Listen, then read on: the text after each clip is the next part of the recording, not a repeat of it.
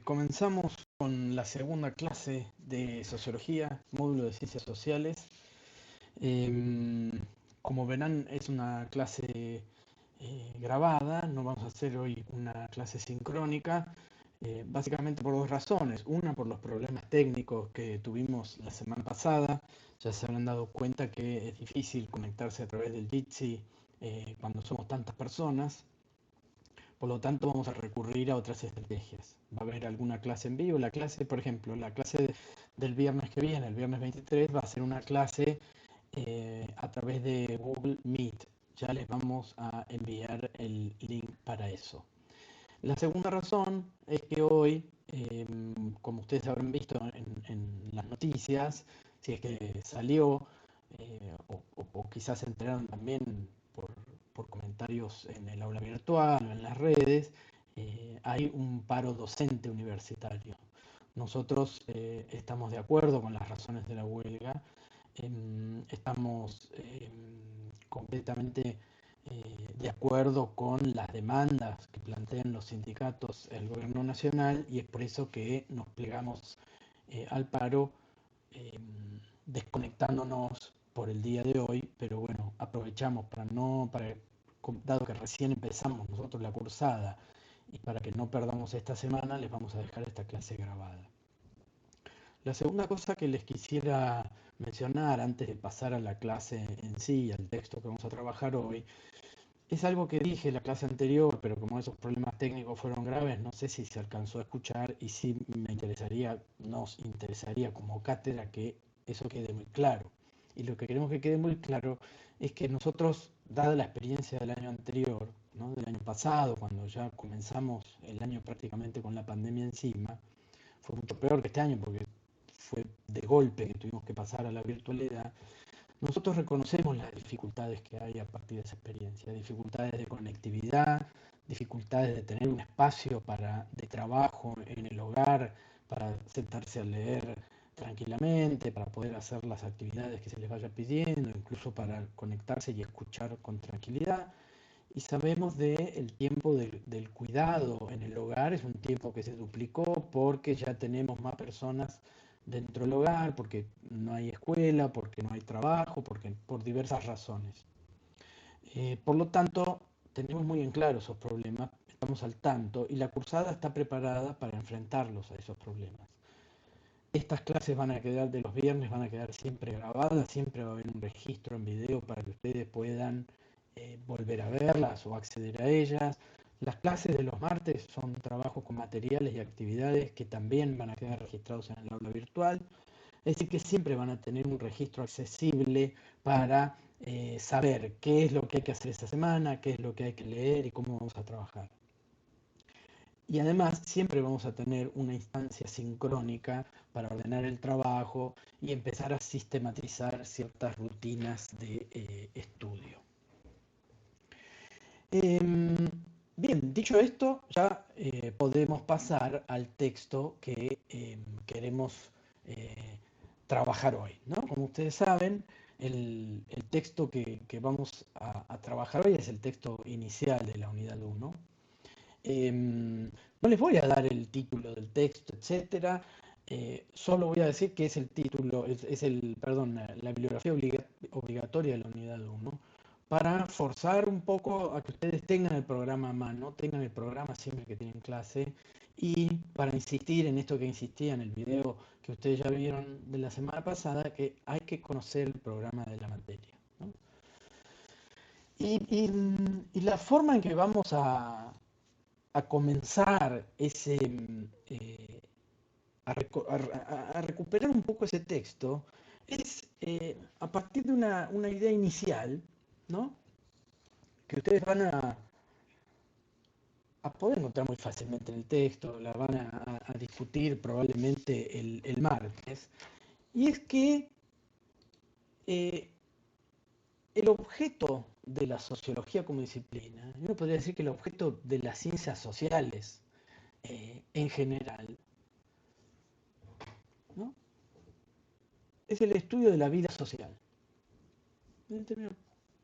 No dice mucho, es una obviedad, uno podría decir que estudia la ciencia social. Sin embargo, uno podría ver que la idea de ciencia social es algo bastante particular y específico. Yo no me voy a detener mucho en eso hoy, en la idea de ciencia social, en la idea de método. Eso lo vamos a dejar eh, para hablar un poco más detalladamente de eso el viernes que viene. Decir que la sociología y las ciencias sociales estudian la vida social no dice mucho, ¿no? Pero lo que sí quiero hacer hincapié hoy es pensar una particularidad. Si hay algo que distingue a las ciencias sociales de las ciencias naturales, de las ciencias de la naturaleza, que las ciencias de la naturaleza van a estudiar una piedra, cualquier objeto, que son objetos inertes, ¿sí? Es decir, a esta lapicera no le interesa si yo la estudio o no, si la muerdo, si la pierdo, ¿sí? En las ciencias sociales, el objeto de análisis son experiencias, como ven ahí en ese PowerPoint, y prácticas que ya han sido vividas por alguien. Entonces son prácticas de las cuales ya existe un primer conocimiento, que es el conocimiento del sujeto que vivió esas experiencias y que produjo esas prácticas. Yo puedo entender que la lapicera no tiene ningún sentido pensar que para la lapicera es un problema que yo la estudie. Ahora, la práctica de escritura que yo voy a realizar con esta lapicera, eso sí es una experiencia que yo como sujeto ya viví, que yo como sujeto puedo explicar y que yo como sujeto ya tengo un conocimiento de la experiencia de escritura que la lapicera no tiene. Por lo tanto, las ciencias sociales son, insisto, experiencias, ¿no? Son análisis de experiencias, mejor dicho, de las que ya existe un primer conocimiento. Y ese primer conocimiento es el sentido común. Ahora bien, las ciencias sociales vamos a tener una relación bastante particular con ese sentido común, ¿sí? Las ciencias sociales vamos a disputar ese sentido común, vamos a criticar esos sentidos comunes, ¿sí? Muchas veces vamos a tener que hacer el esfuerzo por separarnos, ¿no? Como personas que nos dedicamos a la investigación, vamos a tener que hacer el esfuerzo de separarnos de ese sentido común y pasar a hablar en términos científicos, en términos de ciencia, y ver lo que eso, y entender qué es lo que eso supone. Eh, lo que vamos a hacer hoy, ¿sí?, es hacer una primera distinción entre esa idea de método y sentido común, ¿no? ¿Qué significa esa disputa con el sentido común que tienen las ciencias sociales? Bueno, el sentido común, como pueden ver ahí, es siempre una experiencia parcial y muy situada. El sentido común depende del lugar en el que yo me encuentro y en el que puedo tener una lectura determinada de ciertas cuestiones, como vamos a ver ahora con una experiencia muy simple. En cambio, la ciencia, la idea del conocimiento científico va a operar a través de la idea de método, es decir, de cumplir ciertas reglas que le van a dar un tipo de validez a ese conocimiento, que no es la validez del conocimiento de sentido común. Es otro tipo de conocimiento, es otro tipo de validez, que va a tener obviamente otros contenidos, ¿no? Como les decía, sobre esa idea de método y de ciencia vamos a hablar más el viernes. Hoy nos vamos a detener más, un poco más, en esa idea de sentido común. ¿Qué significa lo que decíamos antes, que el sentido común es que las ciencias sociales estudian un mundo que ya está interpretado, ese sentido común?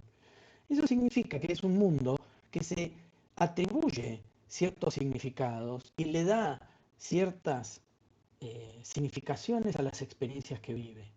Pero esas experiencias son siempre parciales, ¿no? ¿Vieron cuando uno o una intentamos dar una explicación para algún problema de mi barrio, o de mi ciudad o de mi familia, ¿no? No porque a mí me parece, no porque yo conozco un caso, no porque si vos te pones a pensar, ¿no? Esas experiencias son todas experiencias parciales, que tienen una determinada mirada, la tuya, la mía, la de ella, la nuestra, etcétera, ¿sí? La mirada de la ciencia va a intentar desprenderse de esos lugares, desprenderse de esas miradas parciales, de esas miradas, va a tener que intentar abstraerse de esa situación y poder mirar un poco más allá de ella. ¿Qué significa que las ciencias sociales tienen una mirada situada?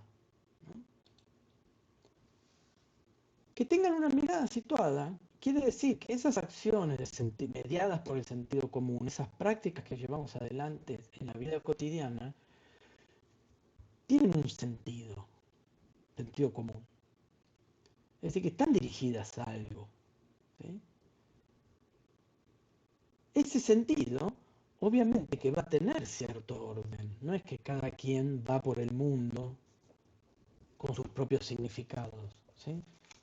Yo no me presento en esta clase hablando en un idioma que nadie reconoce. E intento hilar un relato para que se entienda aquello que quiero decir.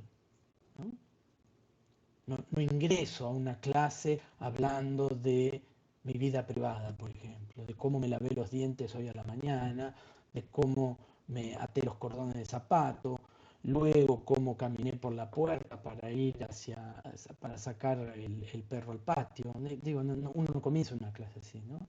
Uno comienza por eh, con ciertos protocolos, si se quiere, ¿no? Una presentación, prepara la clase. Si todo eso tiene un sentido subjetivo y es un sentido común, subjetivo, que yo como sujeto le estoy dando a mi acción, pero que es compartido con todas ustedes y nosotros no nos vimos nunca cara a cara, no sabemos quién es quién, no sabemos, ustedes saben mi nombre, pero yo no sé el nombre de ustedes, ¿no? Y sin embargo compartimos esos significados y esos sentidos. Es decir, que si nosotros estudiamos una vida social que ya está vivida, de la cual ya hay una experiencia, esa experiencia a su vez es una experiencia siempre compartida. ¿Sí? Es imposible pensar en una conducta que no tenga ese sentido compartido de pertenecer a un mundo social.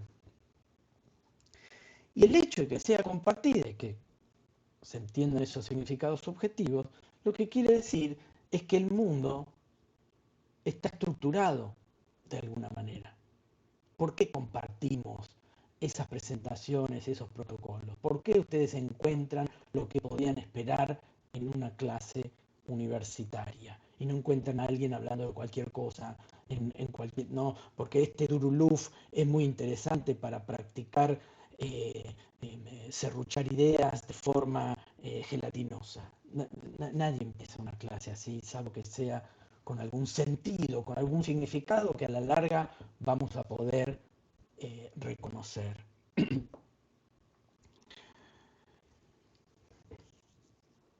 En muchos casos, las ciencias sociales, la sociología, va a tener que dedicarse a estudiar ese mundo social, esos significados compartidos. Vamos a dedicarnos al análisis, a tratar de explicarlos e incluso a tratar de predecir qué puede llegar a pasar si esos significados cambian, son entendidos de una manera y no de otra, ¿no? Como esos significados son muy amplios, ¿no? Lo que vamos a decir es que el mundo social está compuesto por redes de relaciones entre acciones que tienen un sentido subjetivo, que están ordenadas por reglas y que suponen ciertos recursos o capacidades que nos permiten actuar. Y ahí es donde quisiera hacer un pequeño paréntesis y pasar a un ejemplo. ¿Sí? Ya no quedarnos solamente en la abstracción del mundo social y la sociología. Y el ejemplo es muy simple. La práctica de tomar mate, ¿no? Eh, y ahí en la práctica, ustedes van a tener un ejemplo en uno de los prácticos que vamos a hacer esta primera semana o segunda semana sobre, hay un ensayo sobre la vida en la peluquería, lo que significa la peluquería, que también es muy interesante y que van a ver que van a poder encontrar ciertas eh, cuestiones que están muy emparentadas a lo que vamos a decir ahora, ¿no? Entonces, imaginémonos en un minuto que una persona que nunca vio a nadie tomar mate y que nunca probó un mate, ¿no? Nos encontramos con esa persona y estamos tomando mate. Y nos pregunta, bueno, ¿qué es eso? Entonces, uno, digo, como respuesta yo podría decirle la información nutricional del mate. Se las leo del paquete de yerba. Una porción de 50 gramos, 14 cucharaditas, en 500 mililitros de agua a 70 grados, nos brinda un extracto acuoso que contiene un valor energético de 48 kilocalorías, 11 gramos de carbohidratos, 1,6 gramos de azúcares y 1 gramo de proteínas. Esta infusión nos aporta además una cantidad determinada de vitaminas y minerales. Perfecto, son datos, es información fehaciente, corroborada por algún laboratorio. Ahora, sin embargo, no parece muy interesante y la persona que nos está preguntando qué es eso que estás haciendo nos va a mirar un tanto perpleja y va a murmurar: este tipo es medio tonto, ¿no? ¿Por qué? Porque esa respuesta, ¿no?, de un dato es correcta, es parte de lo que estoy haciendo, pero sin embargo no nos deja ver que esa persona está preguntando por qué significa esa práctica del mate. No es simplemente qué es lo que estás tomando, sino qué implica esa práctica de un mate en un determinado contexto. ¿Por qué yo llevo ese mate a un patio? ¿Por qué yo voy caminando? Digo, si yo fuese una persona que nació en Uruguay, yo andaría por la calle con el termo y tomando mate, ¿no? Porque tomar un mate, esa práctica de tomar mate, también tiene un valor simbólico. Esos significados de los que hablábamos recién, que el mundo tiene y que son significados compartidos, tienen valores simbólicos, operan simbólicamente. Un valor que se muestra en esos significados que el mate nos ofrece como práctica. Bueno, pensemos, ¿cuáles serían los significados de la práctica de tomar un mate? ¿Cuáles pueden ser? En uno de los textos que tenemos también como bibliografía obligatoria o complementaria, que es el texto de Anthony Giddens, del manual que se llama Sociología, Giddens escribe sobre la práctica del ritual de tomar café, una sociología del café. Bueno, nosotros podríamos hacer una sociología del mate, si se quiere, ¿no? Y vamos a ver cómo eso es parte de ciertos rituales que superan el hecho de beber una infusión. Digo, juntarse a tomar unos mates significa un montón de cosas, implica un montón de prácticas, el tiempo de la preparación del mate, ¿sí?, las distintas formas de cebar ese mate, la temperatura del agua, azúcar, sí o no, compartir la bombilla, ¿no? Compartir la bombilla, que ahora es un peligro, ¿no? Va de retro. No colgarse hablando con el mate, que el mate no es un micrófono, etcétera. Hay un montón de significados y de cuestiones alrededor de la simpleza de tomar un mate, ¿no? En pandemia eso cambió, ya no se comparte la bombilla, ¿no? Cada quien toma su mate, lo prepara como más le gusta.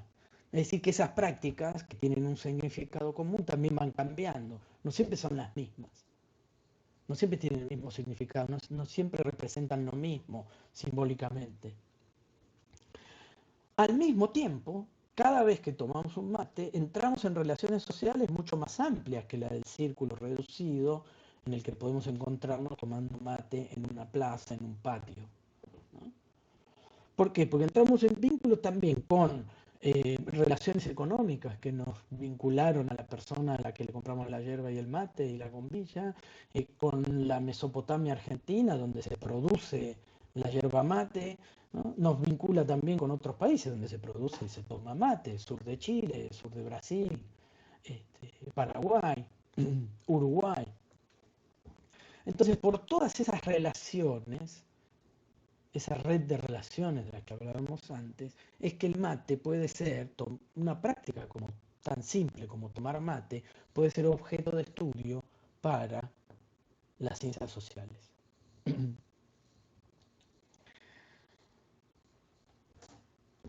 Entonces, por eso que ustedes van a encontrar en el texto que, que, del que estamos hablando, es el primer texto, el único texto básicamente de la unidad 1, que en la página 5 dice lo siguiente, ¿no? Las ciencias sociales intentan explicar las conductas individuales o colectivas a través del análisis de redes de relaciones humanas. Mesopotamia, otros países que toman mate, las personas con las que comparto ese momento coyunturalmente, quien me vendió ayer la yerba y la bombilla, etc.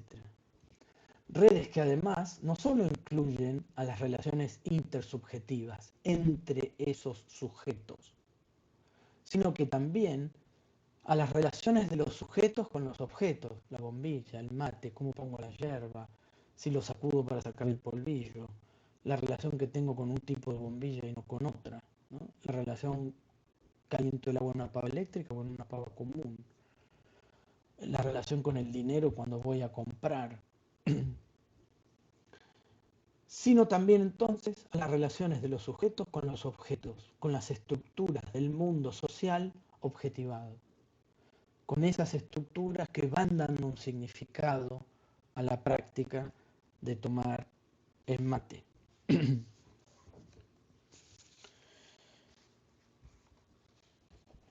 ¿No? Y práctica de la cual hablábamos antes. Comparto la bombilla, no comparto la bombilla, cómo lo tomo, ¿sí? Caliente o frío, ¿no? Entonces, eh, pensemos en esta cita y la práctica de tomar mate, ¿no?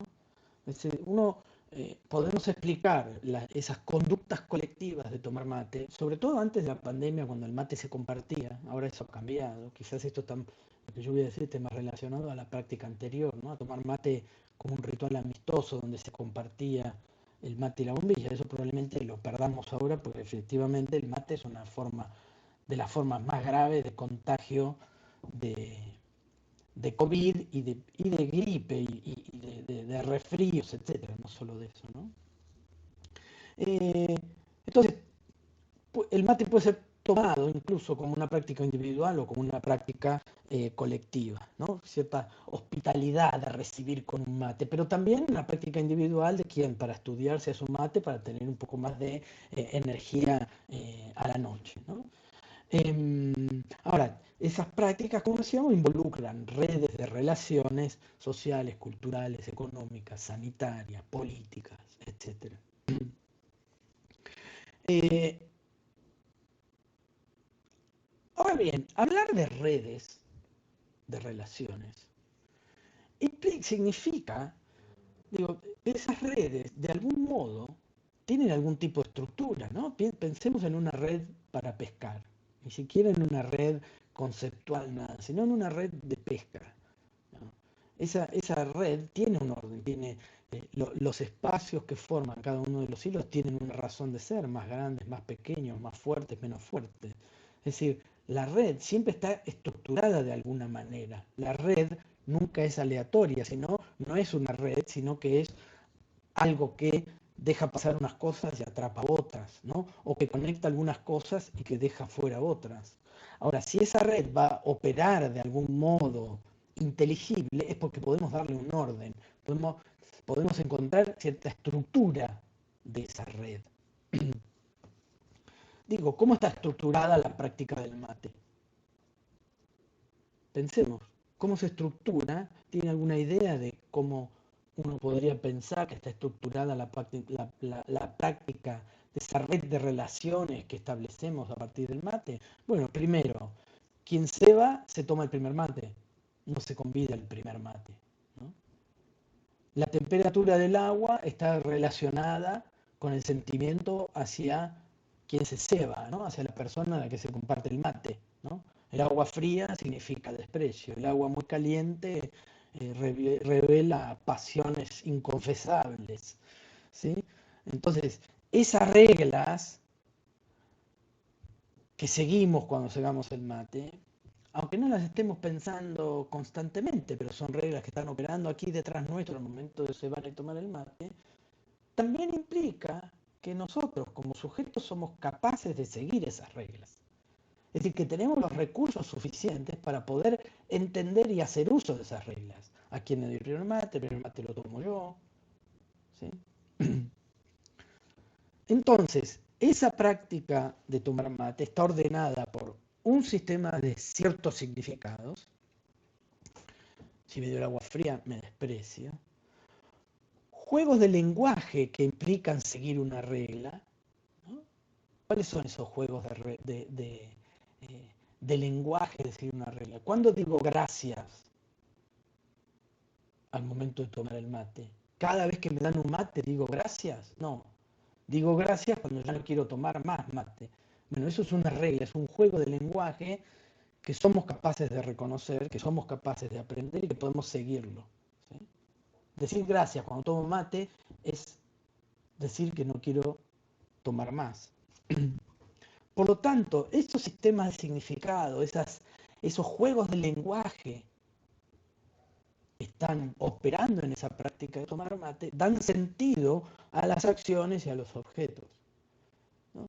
Digo, si uno está cebando un mate y ve que alguien empieza a mover la bombilla, a escarbar en el mate, dice, no, para, ¿qué estamos haciendo con el mate? ¿No? Todo ese sistema de significados, esa red de relaciones, significados, juegos de lenguaje, relaciones entre sujetos y objetos, eso es lo que nosotros aquí vamos a llamar discurso. ¿Sí? Para nosotros, un discurso es precisamente esa red de relaciones, ese sistema de significados que da sentido a las acciones y a los objetos. Entonces, un discurso no es cuando alguien se para en una tarima y da un discurso. Eso también es un discurso, pero no es la forma en que vamos a entender discurso, que no está presentada en este texto, y que no vamos a entender el discurso como en este curso, en este seminario, esta materia. Así es como llegamos al primer punto de partida que van a encontrar en el texto. El mundo social es un mundo organizado discursivamente. El orden que tiene el mundo, cómo está estructurado, es a partir de ciertos discursos. ¿Sí? Uno podría hablar del discurso del mate como aquello que da sentido a toda esta serie de relaciones que más o menos venimos charlando y que ustedes van a poder seguramente ir mechando con comentarios, con otras reglas que yo en este momento no se me ocurren, etc. Y eso incluye desde la enumeración, fíjense que el discurso del mate incluye desde la enumeración de los datos vitamínicos y de los valores energéticos del mate, las descripciones de las prácticas y los significados de las acciones, ¿no? Todo eso está inmerso en esas relaciones discursivas. Ustedes van a ver en el texto el ejemplo de la piedra de Rosetta. La piedra de Rosetta, la forma en que está tratada en ese texto es similar a lo que estamos tratando de hacer ahora con el mate, ¿no? Y lo que vamos viendo es cómo esa piedra Rosetta va cambiando su carácter, va cambiando el significado que adquiere a medida que va operando al interior de discursos diferentes.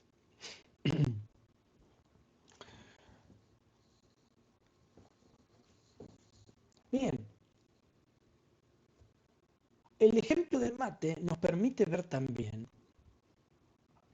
cómo las prácticas, esa serie de relaciones eh, y de esa red de relaciones, la relación que tenemos con los objetos y los sujetos, etc., va cambiando, ¿no? No es siempre la misma. Esto que decíamos recién, la práctica de tomar mate, que era una práctica amistosa y hospitalaria, ahora se transformó en otra cosa. Ahora la práctica de tomar mate de manera amistosa y hospitalaria es la forma de transmisión de un virus. Es la forma de enfermarse más común que nos dice el sistema de salud, ¿no? La mayoría de quienes se enferman por compartir el mate. ¿Eso qué significa? Que el mate no es en sí misma una práctica necesariamente hospitalaria y amistosa. Yo puedo tener síntomas de COVID, odiar a mi vecina o a mi vecino e invitarla a tomar mate simplemente para contagiarla, ¿no?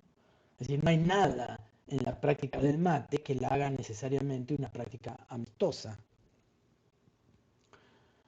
Es decir, que ese orden y esos significados que los discursos le van a dar al mundo no son siempre iguales. Y no solo no son siempre iguales, sino que no son necesariamente, no son naturalmente de una forma particular. No tienen un carácter siempre igual y no tienen un carácter necesario. No es que el mate es necesariamente una práctica amistosa, sino que el mate puede cambiar. De ahí que digamos que el mundo, ¿no? El mundo social, el segundo punto de partida, es contingente. ¿Por qué es contingente? Porque no tiene nada de necesario. No es naturalmente así. El mundo social no es un mundo natural.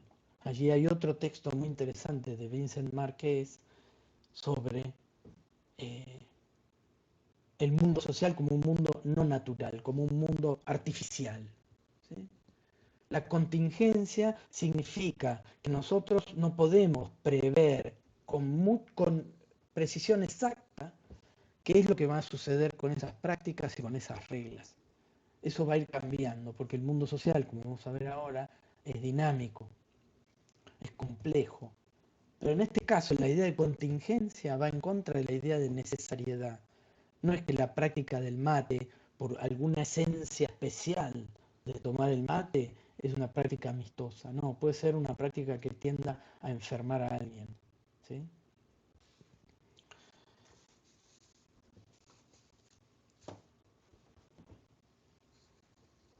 Esos cambios, esas transformaciones que se derivan de la contingencia del mundo, hacen a una vida social que es dinámica. Y si la vida social es dinámica y va cambiando, ¿sí? Hoy tenemos formas de vínculos conyugales muy distintos a las que existían hace 50 años, incluso de las que existían hace 15 años, ¿no?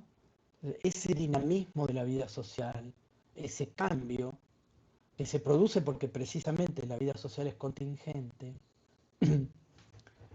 hace que también los conceptos que nosotros vamos a utilizar para el análisis vayan cambiando, también sean dinámicos, que no sean siempre iguales, que no signifiquen siempre lo mismo, ¿no? Así como el mundo social cambia, los conceptos que nosotros vamos a utilizar también van a cambiar.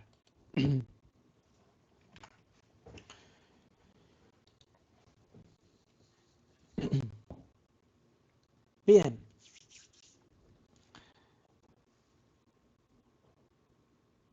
esa idea de un mundo social dinámico es central para entender también el rol que tenemos nosotros al momento de hacer ciencias sociales. Porque si llegamos a las ciencias sociales pensando que el mundo, que todas las prácticas tienen un contenido esencial, un significado fijado por alguien o por algo, sea por una idea de la divinidad, sea por una ley específica, ¿no? Que fija que la práctica del mate es una práctica amistosa, que la forma conyugal es, por ejemplo, entre el varón y la mujer. Si yo tengo esa percepción de un mundo social que necesariamente una unión conyugal tiene que ser entre un varón y una mujer, obviamente que no voy a poder explicar, no voy a poder entender los cambios que se vienen sucediendo en esa vida social. Por lo tanto, que eso no sea necesario implica que la vida social es contingente. Que la vida social sea contingente significa que la vida social cambia, que es dinámica, que por lo tanto los conceptos que usamos también van a tener que cambiar. Y que sin embargo, nosotros podemos darle un contenido y un significado, a pesar de toda esta dispersión, de ese cambio, de ese dinamismo, hay momentos en que los significados efectivamente se fijan. Y efectivamente, un vínculo conyugal pasa a ser una cosa u otra, pasa a tener distintas posibilidades. Bueno, ¿cómo se da ese significado en el mundo social? a pesar de todo ese cambio, ese dinamismo, esa contingencia, hay momentos de orden. Un matrimonio es un matrimonio, es hoy y hace 15 años. Son cosas distintas, muy distintas, pero sigue siendo un matrimonio. ¿Qué es lo que cambió ahí? Bueno, precisamente lo que define al mundo social, lo que nos permite a nosotros dar un orden, es la relacionalidad que explica ese dinamismo. ¿Sí? ¿Qué significa esa relacionalidad? Un mundo social que se define relacionalmente, ¿no? Pensemos en una categoría, la categoría mujer trabajadora. ¿Qué significa hoy y qué significaba hace 50 años una mujer trabajadora, como se puede ver en las publicidades que encontramos en el texto? Hablar de mujer ya hace referencia al género. Para definir qué entendemos por mujer, vamos a tener que hacer referencia a lo que significa varón. Si queremos explicar por qué hablamos de trabajadora, deberemos hablar de quien le paga el salario, ¿no? La patronal, pongámoslo así. Y así sucesivamente. Es decir, el mundo social se define relacionalmente, se define en esas relaciones. Es mujer porque no es varón, es mujer o porque no es otra cosa, ¿no? Pero siempre en contraposición relacionalmente a esa otra ubicación, a ese otro significado, etc. De nuevo, pensemos en la piedra de Rosetta, ¿no? Cómo la piedra de Rosetta pasa de ser un ladrillo en una casa, en un cimiento de una casa, pasa a ser un botín de guerra, luego pasa a ser un objeto arqueológico, ¿no? Es decir, es el mismo objeto, es exactamente la misma piedra, y sin embargo, relacionalmente va cambiando su significado, va cambiando lo que es la piedra de Rosetta, en los momentos en que relacionalmente va ingresando a discursos diferentes, al discurso de la construcción de una casa, al discurso de lo que significa la guerra y obtener botines de guerra, y al discurso de la arqueología. Entonces el mundo social se define relacionalmente. Ese es nuestro punto de partida, número 4. Si se define relacionalmente, ¿no? Es porque se define a aquello que se le opone o aquello de lo que se distingue, ¿no? Distingo una práctica de otra, distingo la piedra Rosetta en un caso o en otro. Pero para seguir con el ejemplo de la piedra Rosetta en el momento en que pasa de ser un ladrillo a ser un botín de guerra, deja de ser una cosa para pasar a ser otra, ¿no? Digo, esto parece un poco un trabalengua, ¿no? Eh, ser una cosa es dejar de lado la posibilidad de ser otra, ¿no? Eso es lo que va a estar vinculado a esa idea de poder que están viendo ustedes ahí. Si me identifico como una persona que trabaja, como esa mujer trabajadora de la que hablábamos recién, y como persona que trabajo, consumo algo, compro, como, me visto, esa identidad de mujer trabajadora que consume se produce relacionalmente, ¿no? Es una mujer trabajadora, como dijimos, porque no era otra cosa, y porque trabaja puede consumir. Trabajo porque produzco algo por un salario, consumo porque en el capitalismo es la forma de reproducir la vida, etc., ¿no? Entonces el hecho de que pueda ser una mujer trabajadora que consume es porque deja de lado otras posibilidades, ¿no? Es porque quizás pudo dejar de ser una mujer desocupada, que por lo tanto no podía consumir. Pudo dejar una mujer que estaba subyugada haciendo tareas domésticas y que no se le permitía salir a la esfera pública a trabajar, a conducir un coche, etcétera, como sucede en algunos lugares, ¿no? Entonces, esa red de relaciones de las que estamos hablando, que dan un significado a la vida, son también relaciones de poder. No son relaciones que se dan porque sí, Son relaciones contingentes, pero porque no son necesarias, pero son relaciones que siempre implican dejar de lado la posibilidad de ser otra cosa. Se imponen a nosotros esas prácticas, se imponen esos significados a los sujetos. De algunas categorías que me impone ese discurso y que me imponen esas relaciones, mujer ama de casa, como vemos en esas publicidades de hace muchos años en el texto, puedo salirme como mujer, puedo salir de esa representación, de ese lugar que el discurso me impone de mujer que solo puede dedicarse a las tareas hogareñas. Pero hay otras que no. Y de momento en que me salgo de ese discurso de la mujer como ama de casa, me impongo como mujer trabajadora y ahí me van a imponer otros significados, ¿no? Y me van a imponer otras reglas y otras prácticas. Probablemente voy a ganar el 30% menos que mis colegas varones, por más que haga el mismo trabajo, ¿no? Entonces, por un lado, tengo esa posibilidad de salirme de la relación de poder, pero voy a entrar en otra relación, ¿sí? Puede ser más liberadora o no. Entonces, por eso es importante este punto de partida. El mundo social es un mundo marcado por relaciones de poder y por lo tanto es, es un mundo conflictivo, no armónico. Eso, que sea un mundo conflictivo no quiere decir que salimos a los tiros, a la vereda, para dejar de trabajar y cobrar más. No, que no siempre es algo armónico, no siempre es pleno. Dejo de ser ama de casa para ser mujer trabajadora y luego soy mujer trabajadora, me sindicalizo y paso a tener otro rol, etcétera, ¿no?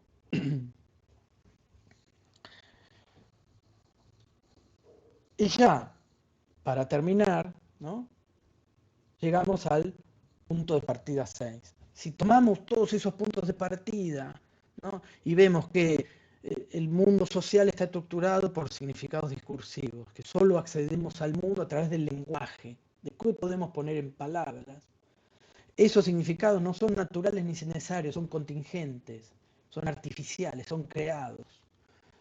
Es un mundo dinámico, ¿no? No es estático, va cambiando. No hay necesidad, los significados que podemos darle, el orden que podemos darle es un orden relacional, contingente, cambiante, dinámico, que implica relaciones de poder.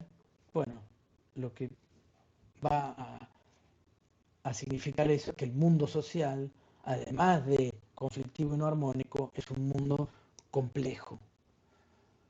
Es un mundo complejo que se opone entonces a esa idea de sentido común, ¿no?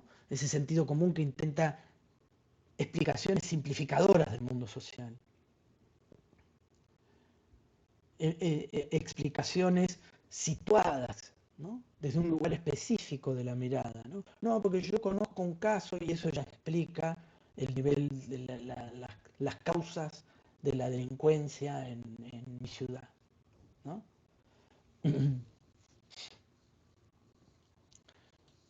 Sí, con ese sentido común tenemos que romper en tanto personas que nos dedicamos a las ciencias sociales.